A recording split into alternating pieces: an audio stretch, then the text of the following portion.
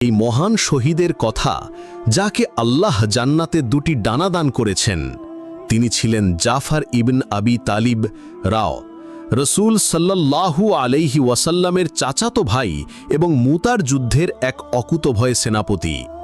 রোমানদের বিশাল বাহিনীর বিরুদ্ধে তিনি মুসলিমদের পতাকা হাতে অসীম সাহসিকতার সাথে যুদ্ধ করছিলেন। এক আঘাতে তার ডান হাত কেটে গেলেও তিনি এক মুহূর্তের জন্যেও বিচলিত না হয়ে বাম হাতে পতাকাটি তুলে ধরলেন। যখন তার বাম হাতও কেটে গেল, তিনি দুই বাহুর অবশিষ্টাংশ দিয়ে পতাকাটি বুকের সাথে আঁকড়ে ধরলেন। অবশেষে অগণিত আঘাতে তিনি শাহাদত বরণ করলেন, কিন্তু আমৃত্যু ইসলামের পতাকা মাটিতে পড়তে দেননি।